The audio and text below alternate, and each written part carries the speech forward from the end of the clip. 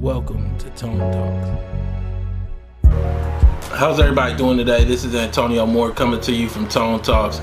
I wanted to have a brief discussion about the new article that came out in the Washington Post about what it says about ADOS, what it gets right, what it gets wrong, and just give you my overall assessment about what's going on. So the Washington Post came out with an article entitled "A Few Liberal Activists Challenge Kamala Harris's Black Authenticity. The President's Son Amplified Their Message." In that title there's some problems because we're not having a discussion about her black authenticity, we're having a discussion about us being ADOS.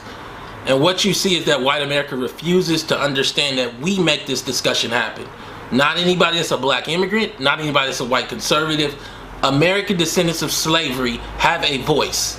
Even after the article, I had issues where I had to go back and forth to explain to this man what I was saying about myself.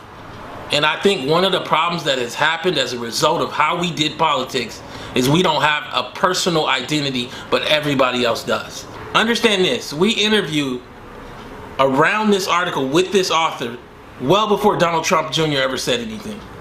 We asked him to do a piece on ADOS and he said he had to wait. I don't understand how you gotta wait till a conservative actually then misuses our hashtag or our arguments, let me say, and then make the discussion. Because you can't understand that we're important. See, I think ADOS don't understand we're important. And I wanna have this discussion today because I don't understand how we got here.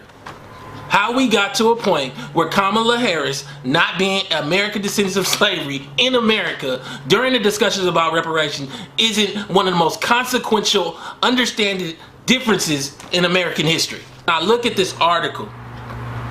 Overall, there's parts that he got right. The block quote that he starts off with for me, absolutely on point. The quote he ends with Yvette, absolutely accurate. But to hook this with a conservative argument to make it make sense because you work at the Post is a problem. That's just my view.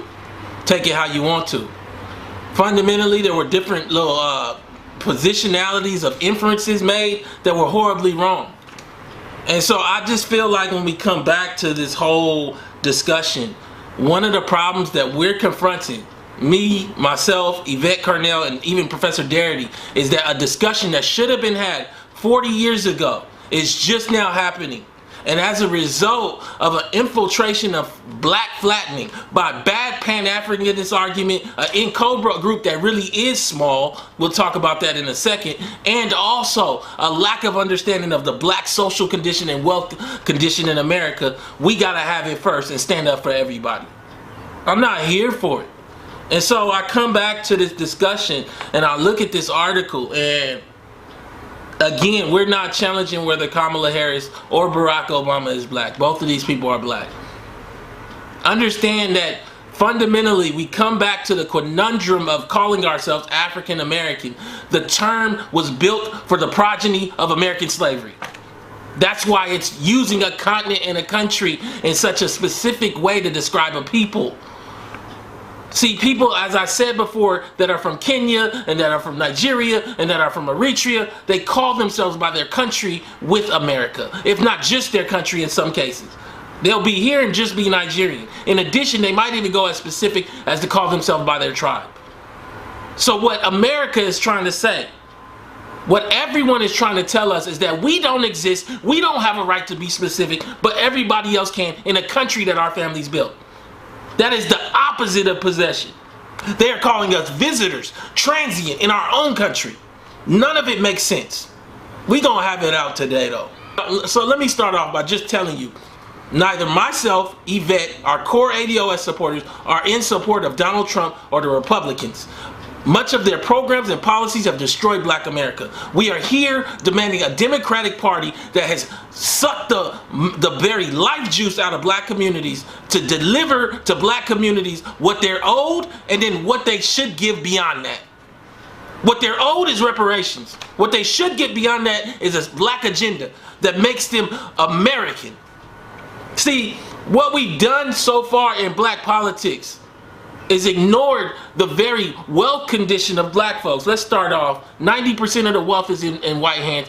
2.6% is in black hands. Understand that we're talking about a wealth level that is so low that the bottom 75% of black America is largely wealthless.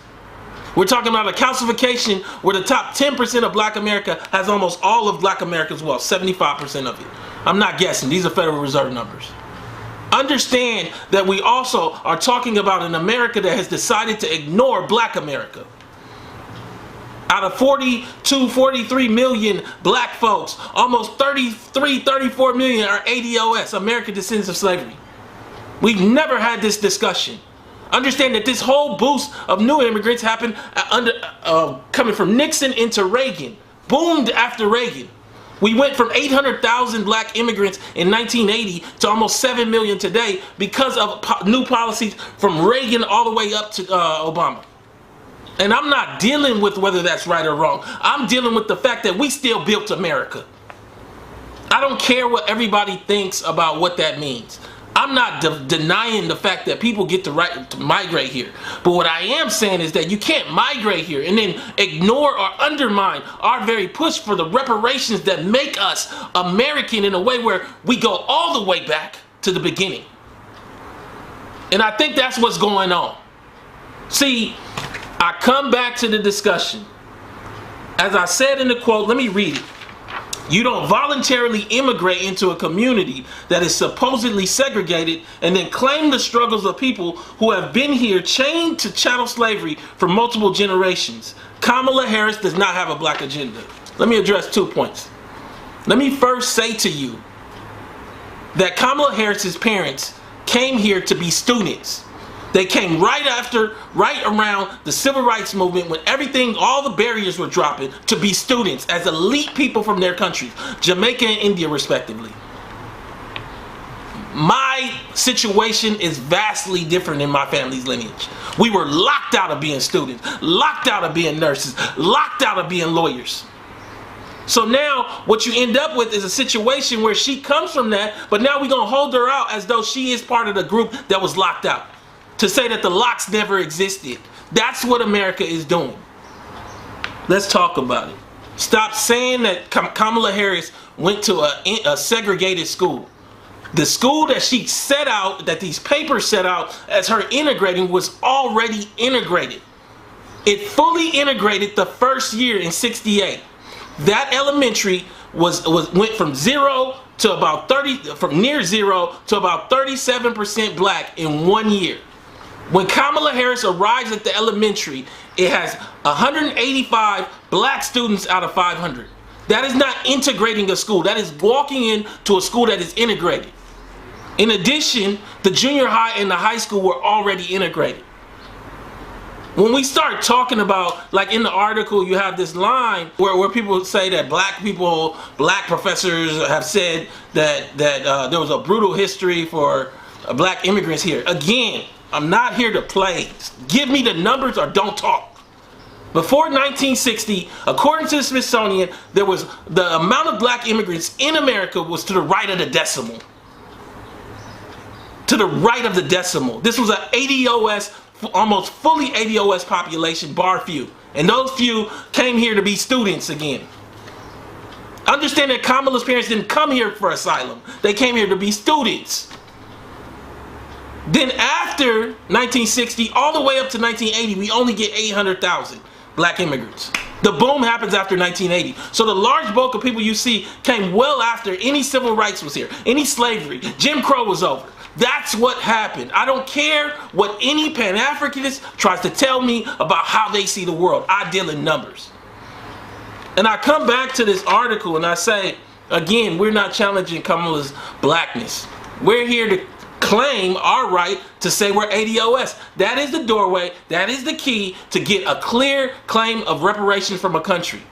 You cannot get reparations under the guise of color. It is for lineage and specific damage. It is for specific harm, specific damage. We are going to be standing in the shoes of our forefathers. I don't understand how if reparations came to CARICOM, they can, which is for the Caribbeans, rightfully so, they can say we don't get any part. But then we say that ADOS is making a claim for reparations for our group in America, and everybody is up in arms like you guys are divisive. Fundamentally, what we have been created into is a walking mat. Across this country, the middle black family is worth $1,700 without depreciating assets. The middle, in Miami, the middle native black family is worth $11 liquid. The middle Caribbean family from Haiti, I believe that's the poorest country in the hemisphere, is worth $2,000 liquid. How do you exist in a first world country that developed so much wealth and have so little of it? How do you expect to survive? In LA, it's even worse. Largely, we have a large bulk of Nigerians here. And what you saw is that the middle Nigerian family has half the worth of the middle white family in LA. Middle white family is worth $355 hard, and the middle Nigerian family is worth like $152 hard. The middle LA black family is worth $200 liquid. $200 liquid. I don't think we get it right now. You know, ADOS brought about the discussion about reparations. Before us, there was no discussion, and without us, there would be none. I don't care what any group tells you. You can look at all the presidential elections. You can line up in Cobra with Obama in 08. You can line up Ta-Nehisi Coates' article with 2016. Yeah, did they ask a question? But they was asking a question of the fringe issue. We brought it to the center. They trying to avoid us, but we not having it. We cannot survive if we do not deal and confront with the consequence of race.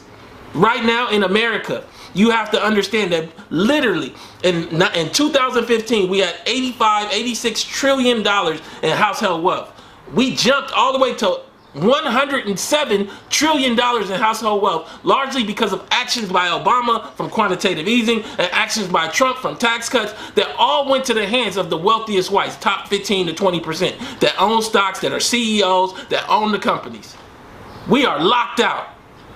We are locked out. And I'm telling you that ADOS makes America deal with a $17 trillion debt, if you look according to Yahoo using the ADOS 101 numbers. Everybody looking to us as a source. You know, $1 trillion damage that has been done to black folks. To ADOS, American Descendants of Slavery. Now, I'm not here to deal with the fact that people are calling us xenophobic or anything like that. We are not against black immigrants pursuing their dreams here in America. What we are saying is that fundamentally, what you see is that American Descendants of Slavery are a very specific group that built America and have a very specific claim. America cannot just work on color, it has to look at lineage, because inside of lineage what you see is that black American families that are ADOS are carrying this slavery. When you deal with somebody like Kamala Harris, whose mother was a Brahmin Indian, elite Indian, to be able to come to America in the 60s, let me explain to you. Today, it would be rare to have two parents that are professors as a black person, as an ADOS person. In the 60s, it was like a unicorn. Fundamentally, you have somebody in Kamala who in the 60s was leaving the country to go to India to see her family, that in the 60s represented everything that black folks in America have been locked out of. She already had professional parents in the 60s. America hasn't done the work to create Kamala Harris. America has not done the work to create Obama. Obama is the same age as my father. But while my father didn't know his father and lived in a community ravaged by crack cocaine, Obama was in Hawaii with a white grandmother who would eventually leave him $500,000. America took black folks that essentially had the privilege of white folks that had not been locked out by Jim Crow and told us that these people represented what America could be. Let's talk about it. Y'all tell me that Kamala and Obama had this struggle, but you tell me where it's at in their life, because the school don't work for Kamala because it was already integrated. Are we going to take that story and make it into the story of black people that were in the Deep South that were getting signs and spat on? Are we going to let Kamala tell that story? Because that's not what happened to her. Instead, what happened to her is a mom that was elite in Indian sent her to a school that already was integrated because black folks knocked the doors down. ADOS folks. Because ADOS folks knocked the doors down. And I think for a lot of us, we need a brief history lesson. Let's go back. Let's look at it.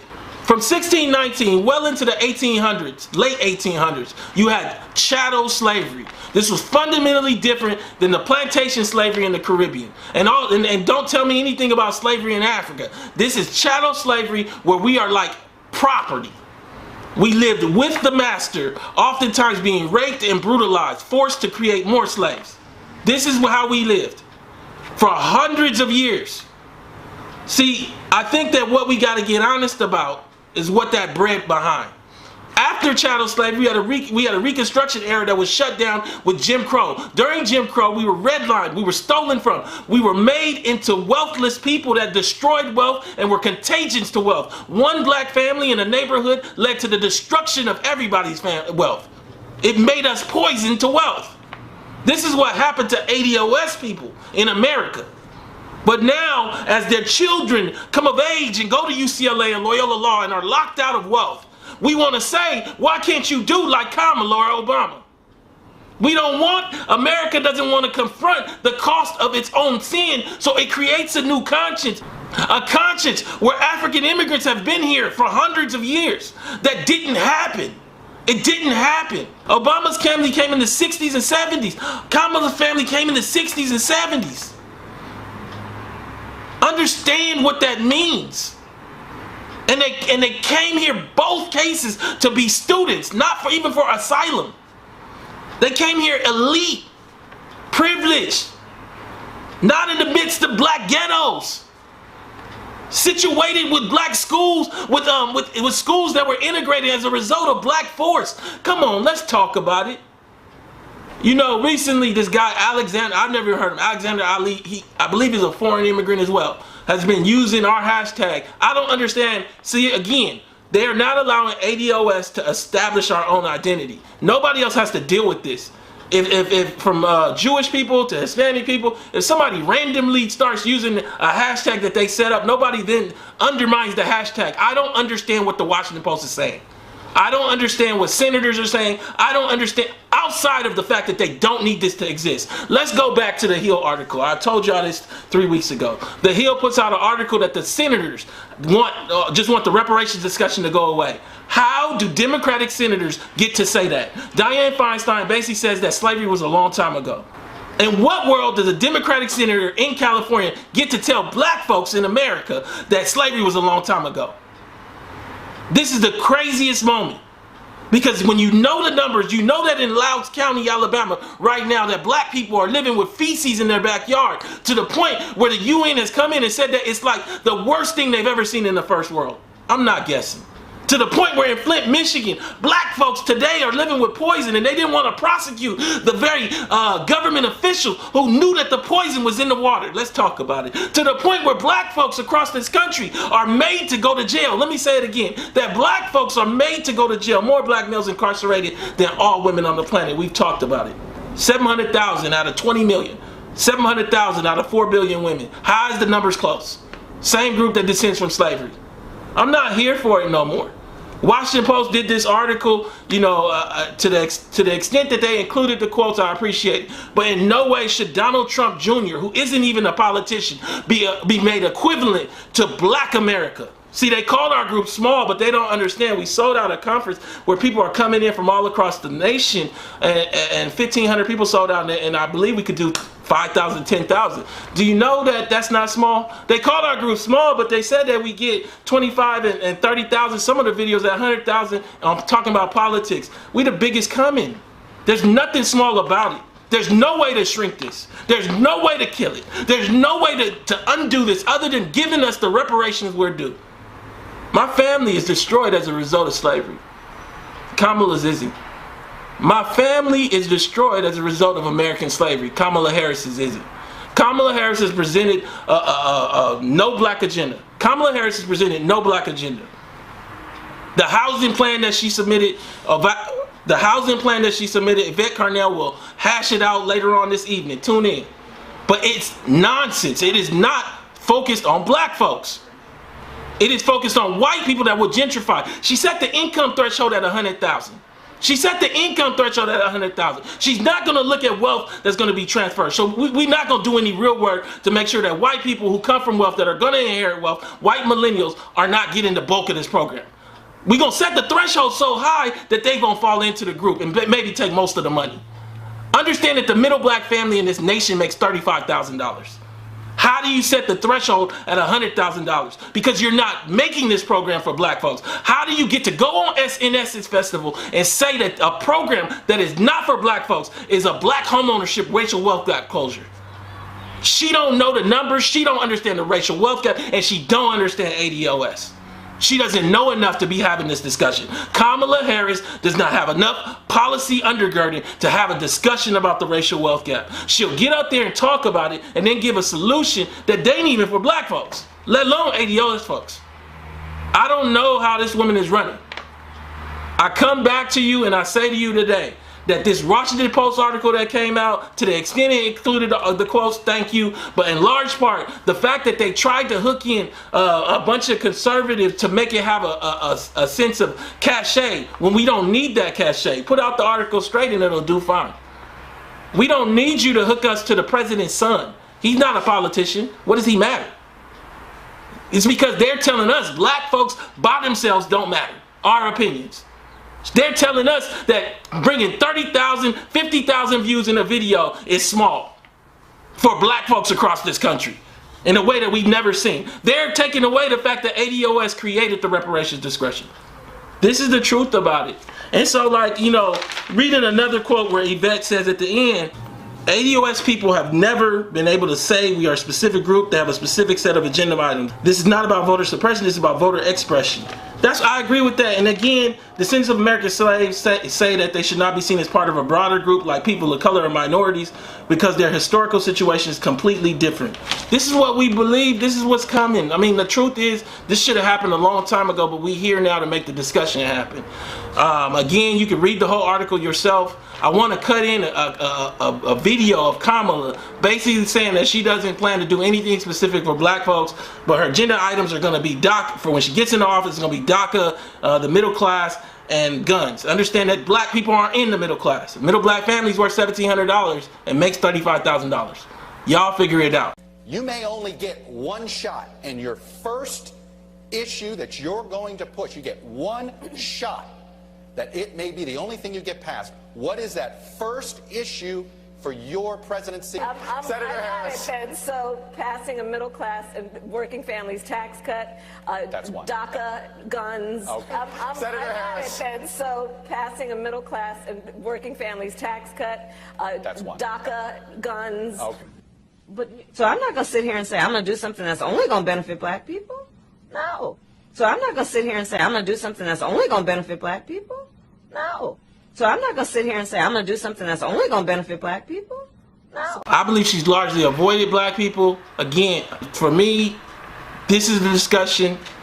I think that you need to support us, tonetalks.org, or my Patreon, Tone Talks. Watch Yvette Carnell tonight to get a full flesh out of how this black home ownership plan basically was a straight misrepresentation by Kamala. To go to the Essence Festival with it when it doesn't target black people and won't largely even go to black people is such a problem. And I want you guys to understand, anybody willing to do that should not be our nominee. This is Tone Talks. I'm out. Please subscribe and donate at tonetalks.org. Thank you.